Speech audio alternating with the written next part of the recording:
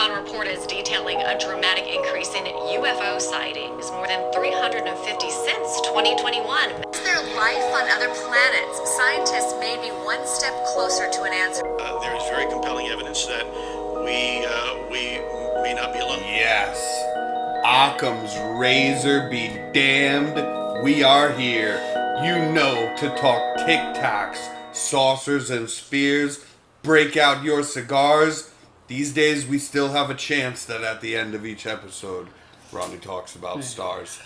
Yeah, you might have missed this last week, but I did throw out a lot of shorts about good. stars. That's where good. you guys get your stars. Yes, yes, stars and bars from Ronnie for sure. Yeah. That did, and we appreciate the views. Definitely appreciate the new subscribers. And literally on this podcast, it's not just for some increasing numbers. What we want is more people that are interested. We want believers. We want fucking believers, Ronnie. Yes, Amen. we do. We want people that want to watch this. Hey, you know what? We want they're very believers, interested. achievers, and you throw in a couple skeptics just to, start things up. Yeah, conceivers. Well. Alright, this is silly already. But this is actually a very good episode that we have planned out for you today. It is one of the episodes that we every now and again talk about as being a special, more planned out, in-depth episode on a specific subject instead of kind of floating all around and showing some UFOs. This is the special crop circle episode, and the way that I want to start this off is by saying that me personally, always very much been just absolutely obsessed with watching UFO videos, documentaries, certain things like Roswell, right, Bob Lazar, these certain things have really captured my imagination What was in a way one we just watched last night? where I could believe the Roswell documentary that was a bit newer on the Y-Files. Yeah. On the Y-Files, Man, which is shout a out to Y-Files. fantastic fucking show. That man did incredible on that Yes, episode. he did. Yes, he and did. and the thing is I want to say that these were always fascinating to me, these kind of subjects, but to this day, even right now, from me personally, unless you guys want to hear about it, but I, for once, would be a skeptic talking about abduction stuff. Yeah. Don't really believe that people get abducted by aliens. I don't really believe that at all. And I used to think that Crop Circles was just, the movie Signs was a great movie. Right. That was fun. But, everybody back in the day, if you didn't look into this subject, you heard about the two men that hoaxed crop circles in England and took responsibility for even more, than they probably ever did. But that is what I heard about in my personal experience, and I never looked so much deeper into this stuff. And I thought, they're cool designs. Never knew that. I didn't think they were real. Never knew all the details about how many there are all through time itself, all the way back into the day, and have been on every continent. Never knew the important stuff about how fast they're created and how the crop does not even break. It's just delicately bent over. All these intricate Laid details. down like a lady. Yes, laid down like a lady. All these intricate details in which Ronnie actually has found some other really fascinating ones. But all of these things have really, learning these have changed my mind. This is why we started talking a while ago, me and Ronnie, about doing Sorry this. to interrupt you. You mentioned the Crop Circle hoaxers, which were Doug Bauer and Dave Chorley. There you go. From England, correct? Yes, correct. Yeah, and so those were some famous crop circles were actually 1980s. in the 80s. That's correct. And so I remember crop circles were something that were seeming to be wow, what are these weird things? And then if you didn't bother to look into the subject, the one thing that most people heard was these two guys come out and say, "We've been making them." It was just us, and we take this long wooden plank, and then we just snap the crops in half. Well, it wasn't just a plank. It was supposedly an intricate system of planks and rope ties. Yeah. I don't know how intricate it was because they showed videos of how they supposedly did it, and it's a wooden plank with 2 ropes that they hold onto so they can step down onto it. Super intricate. And then I think I made that in wood shop in like 6th grade. Yes, and so here's another thing. When asked, first off, you showed us the ones you said you made, and you have proven video of how you make them showing us, and yours look just rudimentary, as Just simple crude. as can be, crude. They are not anything close to these absolutely intricate, shaded designs. They don't follow the... They don't have meanings or messages no to them. meanings, They're no just messages. designs as well. It is just random designs. It's not math in there. Yeah, what is that? It's the Pythagorean theorem, right? That does the circles? No, that's wrong. Is that wrong? I don't know. I don't know what. That's more a you thing though. Knowing what fair. Pythagorean theorem. To me, and my friends growing up, we always just called that Pythagorean. There. Fascinating. All right. No, it's the theory that everything in life, it's the perfect circle. It kind of looks like a seashell. Okay, I do know the concept here. I just didn't know the name so much. I don't think it's Pythagorean theorem. I don't think so. Okay, that's a funny word nonetheless. But well, while you're looking this up, theirs was crude. All this stuff, right? They didn't have mathematical meaning to them, and they're just very crude. They're simple. They're not abstract. They're not logarithmic spirals. Okay. Yes. Yes. And also, how about this? Also known as the Fibonacci sequence. That's what it was. Oh, it's the Fibonacci. Yes. Yes. Hey, they're making the circles. Hey, making the circles, a Fibonacci. But also, when asked, okay, so look at when you do your little rudimentary, crude-looking circles that are nothing like these other intricate designs that are made overnight, in your videos of you guys showing how you make these, you literally leave footprints, and there's footprints that are shown in the ones you made that lead over to the other circle. Exactly. Where you then make a circle. And when asked, so how did you make these ones you claim to have made over here that are so much more intricate and they have meaning to them? They're way more vast in distance as well. And then there's no footprints, no broken anything in between the circles, the lines, the designs. And you know what these two cocks said, don't you, Ronnie? They said that they pole vaulted. They pole vaulted. But they stuttered for a minute. They go, well, what we do there is we pole vault over to the next area and then make a circle. You know you need a running start to do a pole vault. and these two old white Englishmen were quoted as saying, "You should have seen us soaring over the grain." What do you have to say about that? Would love to see it. I don't believe it. Can somebody do a reenactment? So these guys did fake crop circles, but theirs were so rudimentary, so crude is the point, right? And they are nothing like these intricate designs. I'm pitch it over back to you, Ronnie, about how certain things of how all different ways of how intricate these designs are, how fast are they put together, what are all the strange other things that most people actually don't know that go along with findings in intricate crop circles made overnight. Exactly. So what they need to do is they have something called the bend test, right? So like one of the main ways to tell if a crop formation is a hoax, or at least according to experts or anything like that, is to examine how the crops were bent, like you were saying earlier. Obvious hoaxes, you'll see they're just snapped down. They're snapped, broken. Clumsily, stems broken. Right. However, by a plank of wood. By a plank of wood. But however, with the actual genuine formations, the crops are folded or bent, not snapped. The stems will still be intact, and the crops still good to harvest. Yeah, and grow. That's right. They don't die. Still grow, yes. And what does die in the crop circles?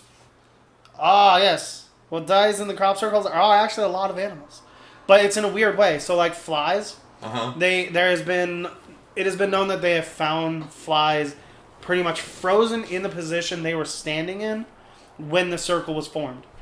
Not only that, but birds will purposefully avoid these crop circles themselves. Small animals, mice, anything like that, are dead inside of these circles as well. I think in 2013 there was an instance where over 100 elk, which is not a small animal, were actually found dead in a field. I didn't know where about the that. crop circle, where it Jesus. was discovered nearby.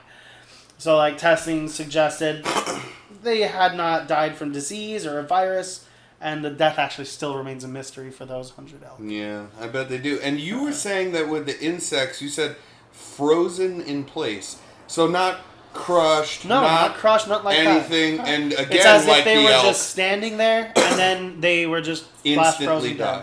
Yeah. Yeah. Flash frozen And still dead. attached to the wheat, which Yeah. can still be harvested.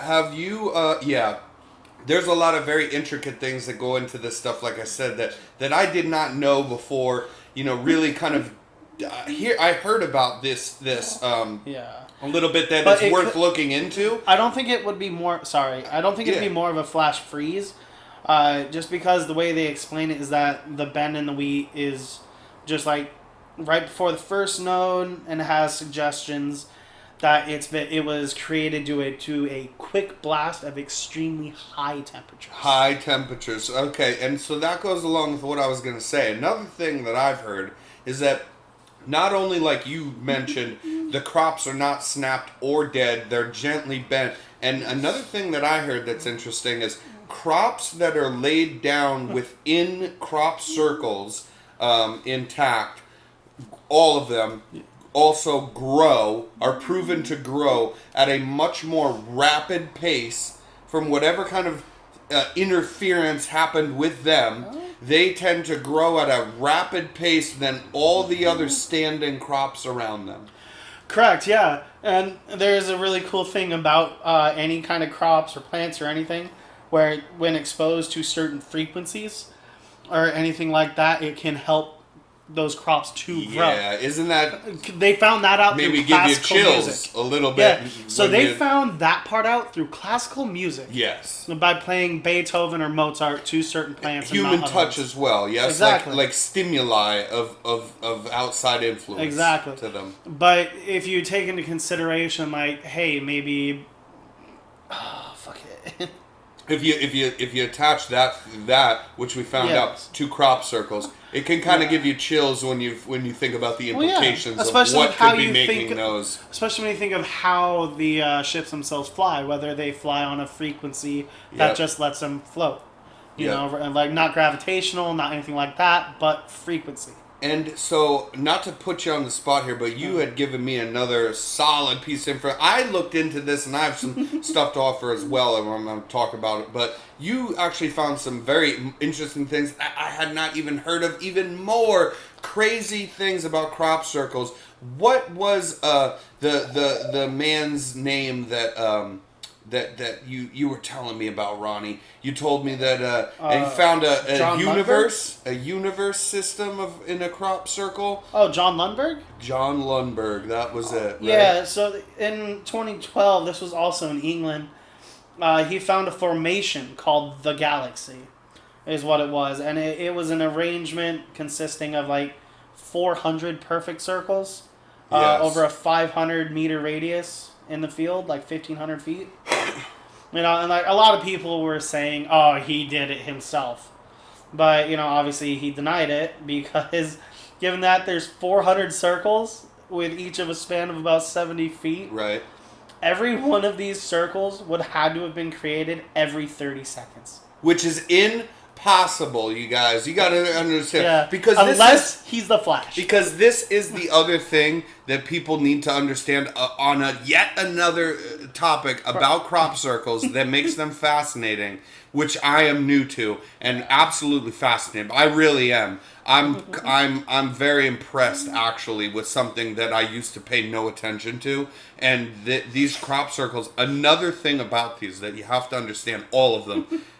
First off, they have been found on every single continent on the world, in the planet. And they date back all the way back in time to Native Americans, right? What did Native Americans have to say about crop formations being made, Ronnie? So what they ended up more saying was that they were, how was it put? You said that Native Americans Yeah, said they claimed star people make crop were their circles. words for Yes. who makes the crop circles. Where they associated, we always associate them with UFOs and Yes. aliens. Well, and that's those because stories are from the Native American tribes. Yep, and you know why else that we assume that? They're from the Native American tribes, and then also, you know why else? Because about 70% to 80% of these intricate crop circles, people have visually seen lights in the sky at a lower looking like a star at a lower altitude above their crop field the night that the crop formations were made. Yeah, that's called the luminous phenomena. And so there you go. It's a luminous phenomena that is directly attached to crop circle formations at the moment when they're made. The lights themselves appear a meter or two from the surface of the ground, moving rapidly, erratically.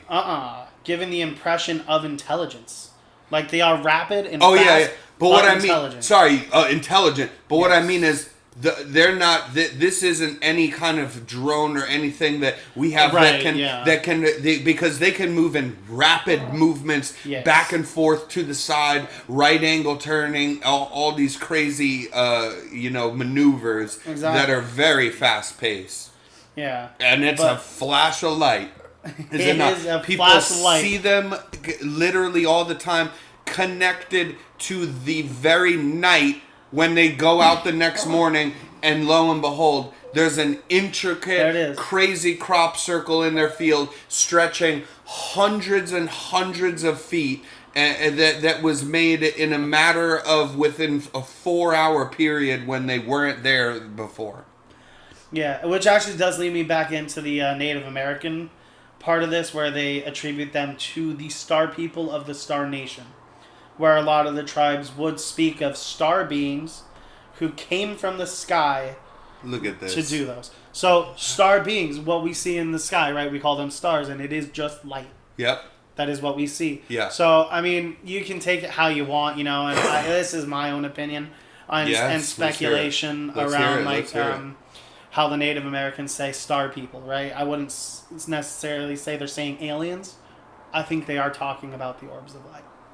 Orbs of light, which we no, absolutely. You know what is that? It sends a little bit of chills when they call it star people, and right? The star, or star of beings. The Star Nation. Which, who's to say the Star Nation isn't just what our night sky looks like? Yes, our night sky is probably what it is. I was going to say, that's spot on, Ronnie, because with Native Americans, a lot of times, their wording for everything, totally unrelated to alien, their way that they would talk about everything, nature, things like that, was in the manner that you're suggesting here, where it's not exactly as if they say, oh, the mother tree, or the trees speak to us, or this or that. It doesn't mean that they're always hallucinating and hearing trees speak to them. It would more be like they knew how to know that the moss of the tree is on the north side and teaches them things, and nature teaches them things. Yes. That's kind of the manner that they would speak I know exactly in. what you're talking about with the moss, where the moss is but on just one in side general, of the rock means that's the way towards water. They'd Yeah. speak of reincarnate through animals being killed but given life and all these things. They speak in a manner where it just means the animal was killed and we respect it and it fed our village and things like. But they don't say we killed the animal because we needed to eat. They would speak in a kind of mystical way that would be like, this animal lives on through us, and reincarnation stuff that they would speak about, and Mother Earth that they would speak about in hallucinatory kind of manners a lot of times about Mother Nature, and saying that trees speak to them, animals speak to them, but it's really meant more like, if you look at it as that they knew how to learn things about their surroundings, and that they're valuable and would teach. Actually speaking. It's not that they're actually hearing them speak words to them. Yeah, so I'm with you on that, but that could be, again, here's another thing. Getting back to the crop circles. That is I agree with you about that, is Native Americans saying star people, and the fact that literally it had kind of come from that Yeah. spawned into 1800s. 1800s from there afterwards and colonized America. People saying that they would call them the mowing devils. Is what they would call them, I and they remember would you say telling that me a little bit they about would that. say that a mowing devil made a crop circle, and they'd say that because it was not a human being, Yeah. because it was some phenomenon that was made so quickly, and again with culture and the way that people talk, Christian God believing people that had then been saying they call it the mowing devil because they're religious and they think, oh my goodness, this wasn't man-made, and it made these circles on my crop and it scared me, so it's not God, so it must be the devil because it is not human-made. So, but what's interesting is that these things have been happening, these phenomenon, period. Something strange has been happening forever all over the world. And it really got famous, like you said, in the 80s, got some news attention. And then these two absolutely just old pieces of shit. These old white English pieces of shit. When things really became with TV and it's getting its attention and they're saying, this has been happening. Nobody's saying, oh, it's been happening a lot, but nobody's saying, this has been happening all through time and all through every country. They just say, it's a phenomenon that's almost like it's new. And then these two old fucking bastards come out and they go, well, we made about 3 of them, and pole vaulted through the crop fields. Yeah, but you want to know one thing that they would never be able to recreate? I mean, everything about the radiation anomalies that happen within the crop circles. Let's hear about that. Go off, right. Ronnie. Let's so hear it. One of the first things not you guys, but investigators do find about crop circle formation tests is the presence of radiation and other anomalies in the immediate vicinity. Really quick, So, do they attribute that to the deaths of the insects and animals? It very well could be. I'm not sure. I didn't read that far into the article. Because that would make sense. It really would, especially with the elk. And why would you have radiation because at all in that area? In the vicinity itself, that would definitely kill them. You would kill them. Why would you have radiation in the middle of a crop field? Yeah, right? Why? So there's a nuclear physicist, Michael Korost, and Marshall Dudley, who laid the groundwork for this when investigated and logged research of several crop formations in 1991. Yep. And they found that the levels of radiation in the soil were triple from normal soil even close by. Jesus. Yeah. Here's my question. You guys have to answer this. So this is for skeptics. Here's my thing. On this show, I want to say this real quick because we like to say this, don't we, Ronnie? On this show, we want to be fair and down the middle, and we bring two different perspectives that can kind of get to that point where we talk about these things fairly, okay? Yes. So that being said, right, we are not exactly all the way over to one side believing in lizard people and abductions and everything you hear about, and there's a secret space program and people fighting, there's ninja werewolves on. We're not that podcast, okay? But we're not a complete all the way to the other side skeptic trying to debunk every last thing, going out of your way to where you sound crazy and your theories don't make any sense anymore, trying to debunk things.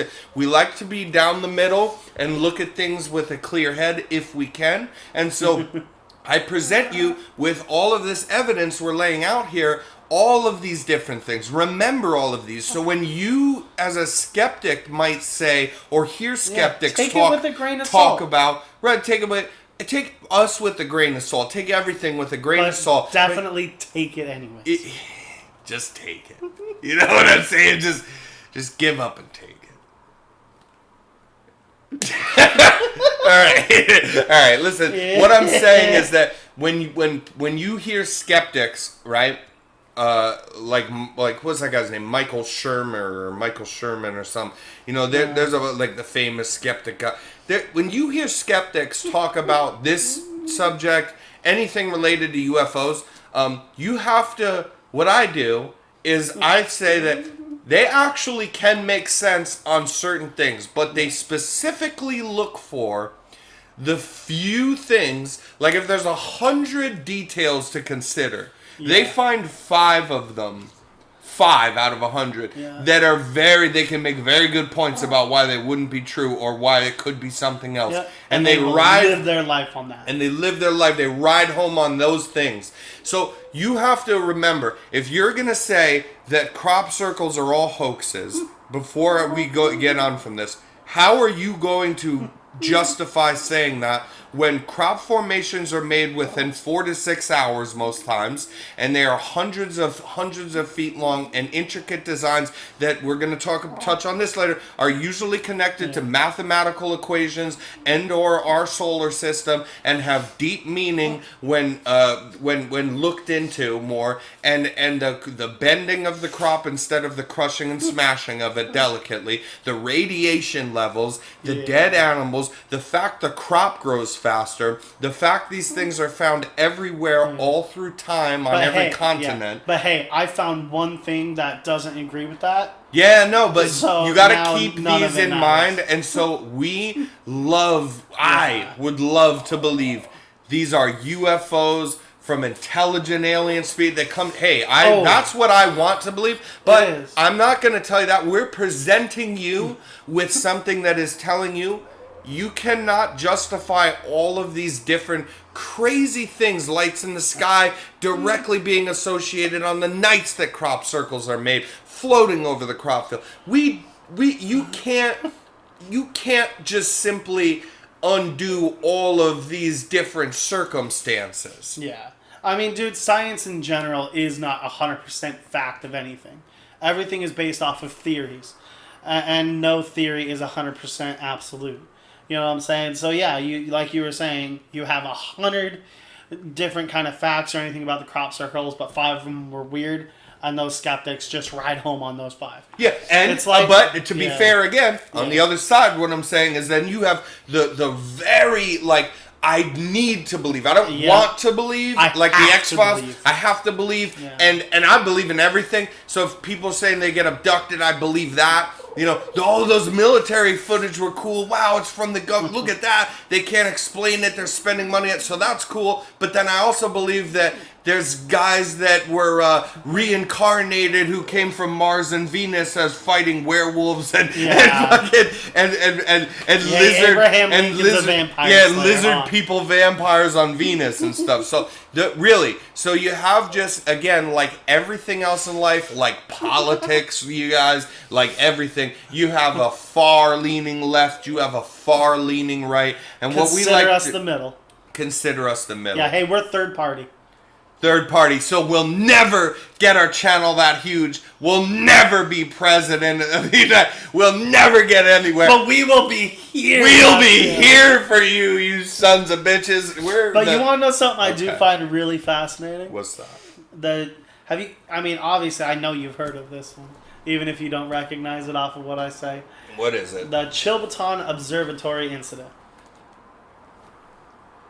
Is that the Arecibo message? It sure fucking is. You want me to talk about the Arecibo message, Ronnie?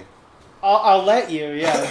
But I do want to let you know that since it is 2 of the most intriguing crop formations that appeared near the observatory in 2001. It absolutely is. Oh, hell yes it is. And we'll put up pictures of these right now. Circles and everything. And so here's another thing real quick. When Ronnie, this is a cool thing about our podcast. This is going to become a thing, and Ronnie will lean into this, I'm sure. But when Ronnie goes, and I'll find some pictures to put up for you. Yeah, Tom's already I'm done the one who's editing. I'm actually the guy who puts pictures in. So we are a team. We're a team, but Ronnie saying in the past episodes, so I'll find some pictures to put up for you guys. You don't even send them to me. Sometimes. When you talk about your space stuff, I search them out. Is that fair? I sent you a lot. Is that fair? On space. Jesus Christ. All right, no, yeah, that. But yeah, so the circle itself appeared to be a replica of a binary radio signal. Sent out by a team of astronomers led by Carl Sagan in 1974. This is the Arecibo message. It is. Do you know how many replies were actually received? Ooh, okay, I like this twist, Ronnie, Yeah. because I know of the famous one. You know the famous one. There was 29 replies received. Okay, and why aren't the other ones famous? I did not know that. It will not tell you why. It is all. I'm going to guess, though. Classified. What's the fucking word? It's kept by NSA. NSA. The other fucking. Hey, you guys, responses. if you don't know this, you know how we have a Freedom of Information Act, correct? Right? Yes. And we can appeal citizens, but certainly even, and it happens all the time, government officials, really. For the Freedom of Information Act to appeal to get things released in specific questioning about things that aren't highly classified. And also, we have a system beyond that where highly classified things after about 20 to 30 years can become declassified. Even if there's still blacked out parts in the document, those documents can be released. This is how we can receive information when it's not top secret anymore. I want to say this. The NSA, which Ronnie said, they've kept the other messages that I have not heard about being received. The NSA is exempt from all of that. The NSA is not required to give you any information under the Freedom of Information. Do you know why you guys I'm going to go off, Ronnie. Do you fucking guys know? Ronnie's laughing. He knows I'm into it. Do you fucking guys know about all the times you said Freedom of Information Acts, or you hear about, something's classified, it would have been declassified by now. Oh, the Roswell stuff, we have interesting stuff in the docs, but we would have had more. Why haven't we had this? Because it literally, you can see where paperwork goes. You can see legally about anything, even if it's classified, that you don't know what a document's about. You can see where it's transferred to, and it's usually the NSA. And that's because they're exempt from fucking the Freedom of Information Act or releasing any of their files after 30 years. So files are purposely sent to the NSA for that reason, so that they know that it will never be released. You fucking guys. All right. You fired me up. Go on. Guy. Yeah, fire. So I do have, however, a 2-page unclassified NSA statement from Howard Campaign. Okay. Back in, this looks like it was in 2004. Let's hear it. I'm just going to read it verbatim on what it says here. It says, in the most recent issue of the NSA Technical Journal, gives a volume XI number 1, Mr. Lambros D. Calamajos discussed certain... this is a segment on this show as well where Ronnie tries to pronounce stuff. So this man discussed certain aspects of extraterrestrial intelligence and included several messages to test the reader's ingenuity. In the following pages, Dr. H.H. Campaign offers additional communications from outer space. Recently, a series of radio messages, again 2004, was heard coming from outer space, and the transmission, although not continuous, was cut by pauses into pieces which could be taken as units of information. Or what is that? Or Morse code. In a way, yeah. Universal language of the universe. When it is Morse code, yes. Yeah, well, not so just mathematics, and right? Which goes into Morse code if it's with it. Yeah. But there is a little more to it where they said they were repeated over and over again. The pauses show here as punctuation. Yeah. The various combinations have been represented by letters of the alphabet. So that the messages can be written down. Each message, except for the first, is given here only once. The serial number of the message has been supplied for each reference. And in these pictures that I'll give to Tom to put in there, I fucking hope so. They do show you the sequence in which these came in at. Which I'm gonna show these. Do they? They look absolutely fucking. Oh, they look crazy. But do they say in this article what they mean? No. Because they say that they are pronounced. This is the only unclassified thing from the NSA that I could actually find on this. Okay, so now let me say this. That is I don't know what would be sending back. Here's the key words: punctuated in bursts with pauses messaging as if it's some sort of Morse code or thing to It might not even- dissect yeah. what it means as a message. That's pretty fascinating. Pretty good work there, Ronnie. And the fact that don't- it was still I being will say sent this. over and over again. I will say this in defense, again, Yeah, to definitely. try to be fair Obviously. about what I don't Be want. fair. Like, what I'm fascinated with is alien life outside this planet. Not so much fascinated by just a lying government and human beings who we Yeah. all lie and we have egos. And yeah, this planet is boring. I don't really care that much about a Walmart or a McDonald's as I do Yeah. life outside this planet. But to be fair to the Walmart and McDonald's of this planet and the government, right? Here's the thing. I will say it's possible that now here this is where it gets weird. If they got a message that they could decode from one of these 27 different 29. responses, 29 responses. If they did have one they could decode and it had any sort of meaning, and they didn't even know for a fact, but it had any sort of meaning, they'd keep that classified probably. Maybe. Probably. But The one that I'm going to talk about Yes. is the best one, and that's actually not classified, and we did need to... So, in defense to not understanding that there was 29 responses, I will say maybe the message is gibberish to us. Yeah, maybe, that's kind of what that was saying. Okay, That's so what maybe the- it's not those 29 were Maybe it's not kept just by the strange. NSA only in this Yeah. in this instance to keep it a secret, but maybe it's But just that one, the Arecibo answer. the Arecibo answer. So I'm gonna let let me Tom go off on this Yeah. one. All right. So listen. So with these messages we sent out, first off, these are like the most high-powered, satellites, radio messaging that we can send out, given to humankind. And what we did is we aimed them actually at a star system, which Ronnie can fact check me as I talk here, but I believe it was called the Hercules system, because we basically just had to. These are the smartest people on our planet, right? And scientists that put this message together in a fashion that can be universally, as we know, understood. The Hercules system, I'm yes? going to correct you. Okay. The Arecibo message. No, where did we send Yes, it to? I am. Was sent to the globular cluster Messier 13 in 1974. Messier 13. Okay, good man. So basically they had to pick somewhere that you're gonna send this radio message out to in a direction. By the way, yes, is the Hercules system. Is it the Hercules? You fucking piece of shit. All right, it's in the wanna Hercules system. I want to get you for fired. God's It's sakes, good. Jesus Christ. So, anyways, they had to Come pick. on, I gotta fucking get you I fired. know, up that's good. sometimes. They basically had to send the message out to a certain area. You have to like pick an area, and it's very expensive to do this. And the message itself was created by the best minds on our planet to be, as we can possibly fathom other life, universally possibly understood.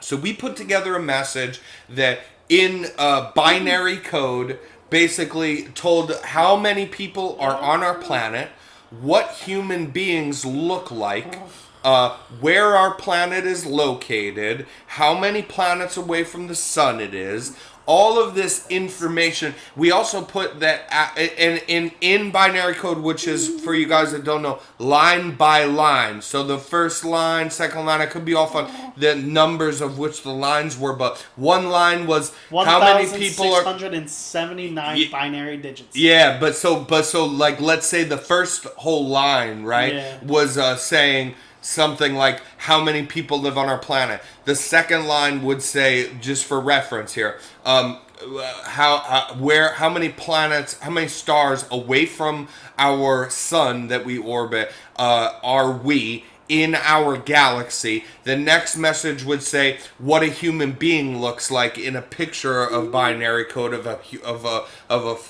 two-leg standing hominid with a head and how tall he was, and what our chemistry is made up of, which is mostly carbon. And all these things in line in binary code. We sent this message out, and the And you're missing one. and at the very bottom of it, how we decide to communicate through radio waves. Good man. Good man. I did miss the last one. So all these things were sent out in a certain order, which I could be off on the exact order that these things are in, but they are in a certain order, right? Is the important thing. And they are saying what we just talked about. They sent this out, and it took many years. We got what is known as the Arecibo answer, and that is famously an exact answer in the same binary code as, and I'm putting I put fucking picture up for you guys, in the same exact line for line binary code, same lines for the response as the communication itself of a message. And the message said, our planet has a lot more people than your planet is. Our planet is this many stars away from our sun that we this orbit. Is what our makeup This is what our makeup is. And you know what that was? It was a shorter two-legged hominid with a very large head. And then it had it had their genetical makeup, their DNA was more silicon than anything else, than carbon. And every answer was just so detailed and answered in the same formation that we sent. Sequences we sent. The same sequences that we sent. And this is famous for that reason. And I want to say something. This is the last thing I'm going to say on this. You have to understand that this is the greatest minds on our planet, right? So we got this response from outer space, sent all over around towards the Hercules star system. And we got this answer years later, sent back to us, as I said, too perfectly, fitting what we sent out. You have to understand, this is not a citizen that's lying.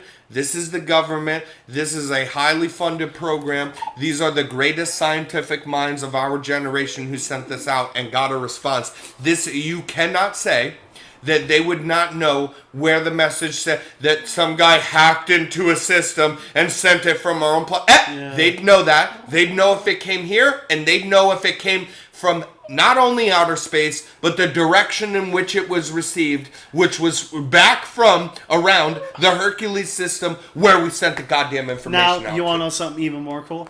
What? What's at the very bottom of the Arecibo answer? The way they communicate, not through radio waves, but through different waves. Now, what did we receive? Now, what did we receive? No, we sent the satellite for. So that answer you said. But what did we receive prior to the Arecibo answer? A crop circle with the exact same design as what they used to communicate. So our ways to communicate were literally in a binary code showing how our satellites looked. Good man, because I forgot about this. Because we talked about, they sent back this line for line, how they communicate. Now, ours looked exactly like a satellite that we all know. And their image looked a lot different on that answer. That fucking image that they sent, and we go, is this how their satellites look? We received a crop circle with that image years prior to here's sending the pictures right here. Yeah. There's a lot. There is a lot, man, that is a little bit almost too coincidental. So it would seem as if they had already been trying to tell us how to communicate with them. Yes. Through that crop circle itself, right next to the observatory. Yes. And then we decided to send something out. Mm-hmm. And so that was hoax. So we didn't. You can't say the information to the top scientists at a well-funded program of the government that would be able to tell if it came from anywhere, even near this planet. Even if somebody was on Mars and sent it, they'd be able to tell how far away this came from and which direction, which was towards the Hercules system. So the message isn't fake at all, and it came from way out there in fucking outer space, and we know that, right? And then the message of their satellite and what it looks like verbatim comes back months later in a goddamn crop circle again, okay? And then here's the thing. Somebody faked the crop circle, right? even though we've given you all this information about how crop circles, these intricate ones that we're putting up pictures all throughout this episode, you can clearly see cannot be made within 4 to 6 hours by human hand. Cannot. And they have all this phenomenon that goes around them, the lights, the dead animals, all these things, right? And then how about the fact that there's not just this, that the image that coincides with messages sent to us. How about the Roswell Rock? Have you guys heard about the Roswell Rock? Because the Roswell Rock that was found in Roswell that had a strange thing, which again, I'm not going to judge. The Roswell Rock, somebody could have made that here on Earth. Yeah, it's called absolutely the Chiselton Crop Circle the Connection. chisel, yeah, but so the connection is what I'm getting Yeah. to. So alone, the Rock, it doesn't excite me. Somebody could totally fucking make that. Absolutely here. But it was found in Roswell right around 47, right around the crash site. That's why the thing is famous. I don't jump to believe that, but you know what's a little too coincidental?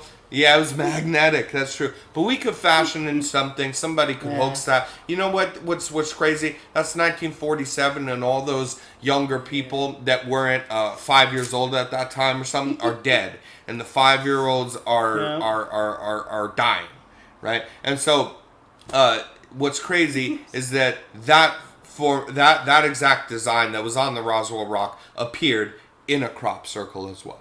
Yes. Again. Hell yes.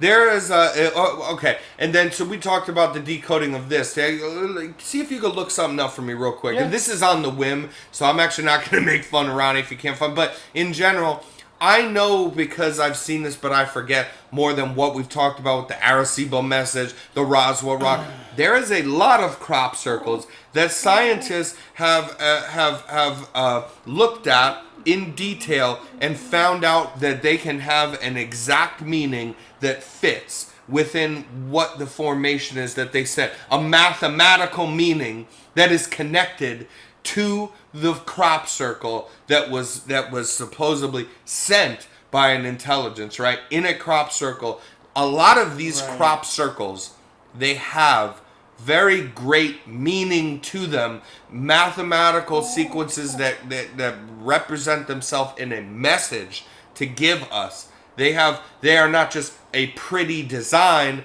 Oh, it's called a mathematical formula called Euler's identity. For crop circles. Yes. Yes.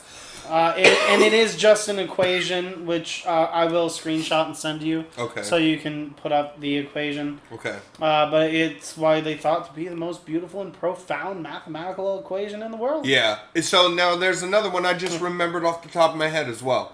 This is good because we're rolling on this fucking episode. How about this one? You can look this up as well, Ronnie. But there is a man that I do forget his name. I'm sure maybe Ronnie can find it. Maybe.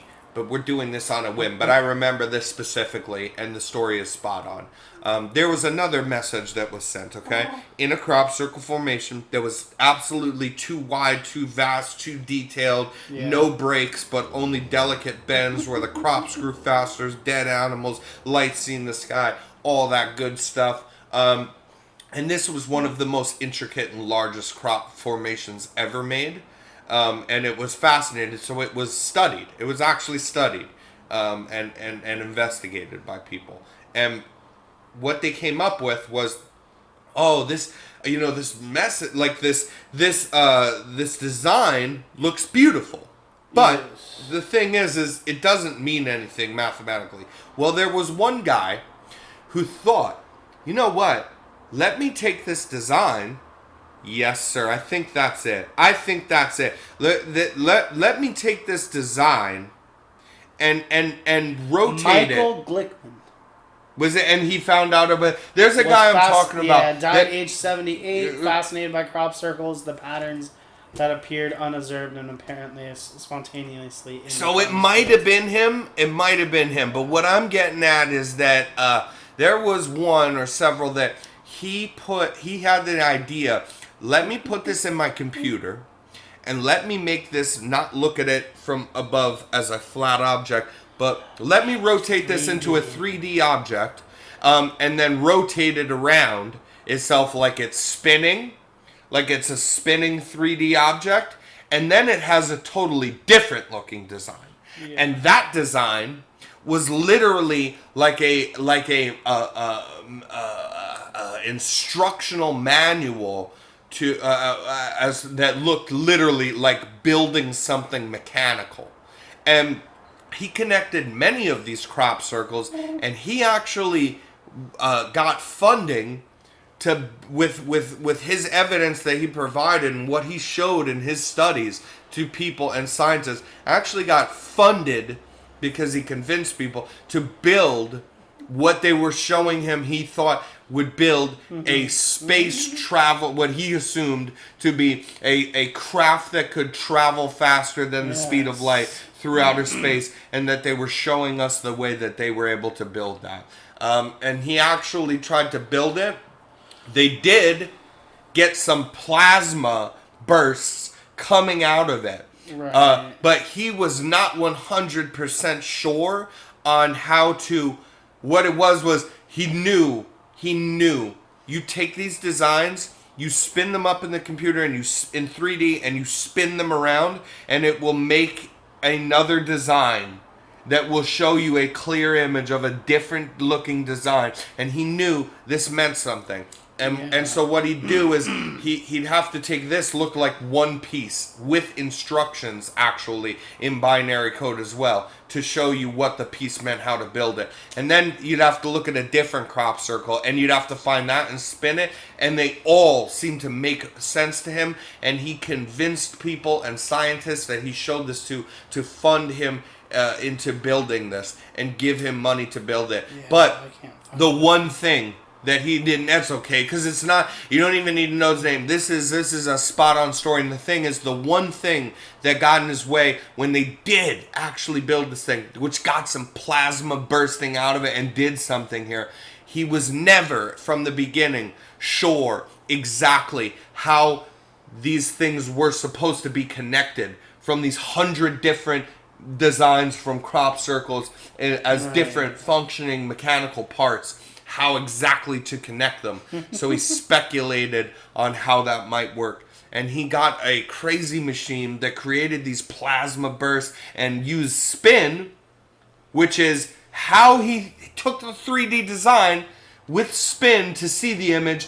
And the design that was made was using spin itself, which is theorized as being an all-around way of a way to connect everything and how it works in the universe and life through spin.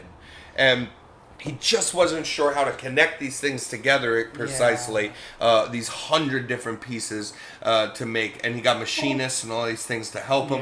They made something that did crazy things, but of course didn't travel through outer space and faster than the speed of light, but made some crazy plasma bursts. And that's probably due to the fact there is actually a documentary on Amazon Prime called A Field Full of Secrets, which does explain how two friends stepped into a crop circle.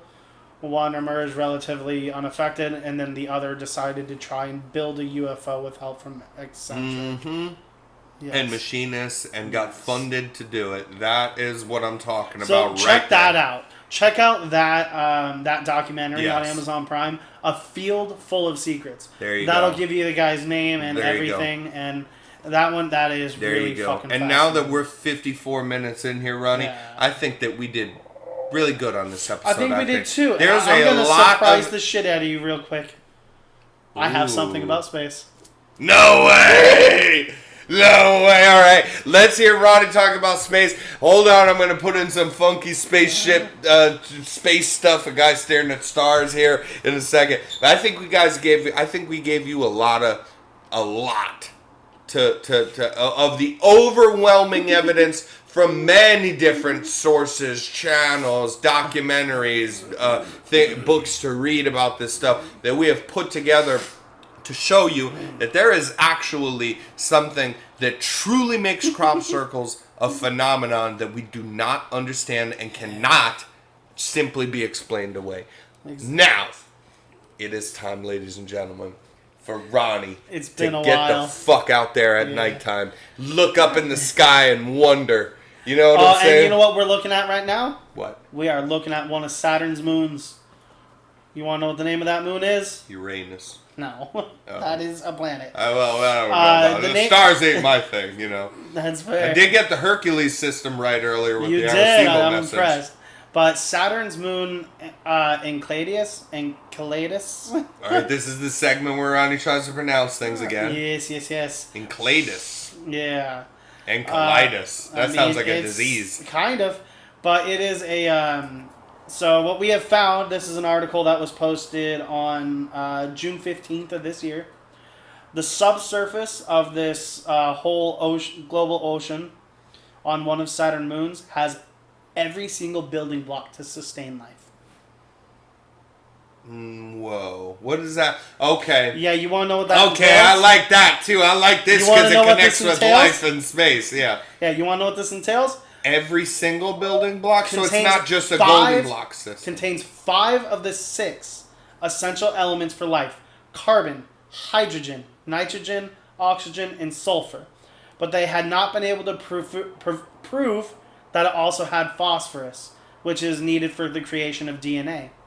However, we sent out this craft in 2004 to 2017, taking a death plunge, is what they decided to call it. It was just a throwaway.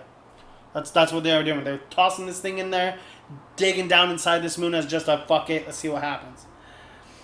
And what they ended up finding was that through cracks in Enceladus' crust, Phosphorus. the international research team then detected phosphorus. So it has every All goddamn... 6. Wow. And it's... Is You wanna know now... something? Now, is it in a Goldilocks zone that's close It's and next not to too Saturn. far from the sun? I mean, it's next to Saturn, and it's an ice planet. You know, and it's only one of 146 of Saturn's moons. Yeah. So, like, it is So, but, incredible. okay, because I'm a dummy with this stuff. Yeah. This stuff is more your thing. Why do so they call the Goldilocks It zone, would be I too know, cold for us. just the right temperature. That's a Goldilocks zone, correct? So what Yeah. you're saying is they found all the fundamental particles that are needed to create life as we understand it. Let me caveat Yes, that agreed, because the agreed. Arecibo message said they're made up of mostly silicon. But I'm just saying. But so this isn't in a Goldilocks zone. It but would be unlike entirely too almost cold any- for us to survive. have we ever found any other planet in our space Not with like all that. 6? Not like that. Ever. Not that I'm aware of. That's pretty big news. Yeah. June 15th. That's recent that we finally figured that out. That was, let's see. The next step is clear. We need to go back to Enceladus. What's the planet called? Enceladus. Yes. Enceladus. E-N-C-E. Enceladus. Okay. Yeah, E-N-C-E-L-A-D-U-S. And Dr. Nozer Kawasha, a planetary scientist at Freie University in Berlin, who had participated in the study, obviously said the next step's clear. We need to go back and see if the ocean is habitable, or if the habitable ocean is actually inhabited. You know what's so crazy about that? That's so awesome. There you could brought be that life up. in that there ocean literally right there could on be Saturn. life on that ocean. And here's the thing: when we say that we could have life, not as we understand it, without all these, honestly, without all 6. But now we got all 6, and to simply the most important one. yes, phosphorus. So For for DNA. DNA. Oh my so God. so they have all 6 now. And here's the thing, you guys. The only thing is maybe not in a Goldilocks zone. That is not actually necessary, dude. That It just is means not. that we couldn't be there. Exactly. That literally, the fundamental things of life do not actually include being in the Goldilocks zone. The Goldilocks zone is more for us to see planets that Where we we can go. could live on. Exactly. It has nothing to do Yeah. with the only things that have to do with even building life, even just in the way that we know it can happen. And this all planet has happened- all of it. And wow. this all happened just off of a death plunge, just a throwaway. Wow. Yeah, I mean, what is it? Christopher Glyan, a planetary scientist and geochemist at the Southwest Research Institute, and one of, again, the study's authors, says this is a stunning result for astrobiology and a major step forward in the search for life beyond Earth. Oh my God. What a way to end this show. Yeah, I got stuff about stars, baby. Yeah, I did. Ronnie talking about stars. That one blew me away a little bit. All right, we're going to need follow-up stuff on that planet. That's pretty crazy. Yeah. That's pretty crazy. We love you guys. We appreciate the new content. Until next time. Until next time. We really hope that you guys are gonna share with us, community comment, drop down below, share the content around, call us POSs. We don't know what we talking about. We in for it. We're built with thick skin. We built different. So just comment any fucking thing that you want. And just you wait. I have already created some shirts with the Arecibo answer. Oh my God. Shirts. Some that say the believer, some that say the skeptic. Oh wow. If you guys are interested in those, I can Ronnie get them set up will and be made posting those on Instagram as well. I will. And if we get enough people that love it and say that they'd want it, we'll give it to you at the fairest price you could imagine. Yes. Good man, Ronnie. Good man, episode. And good night. Good.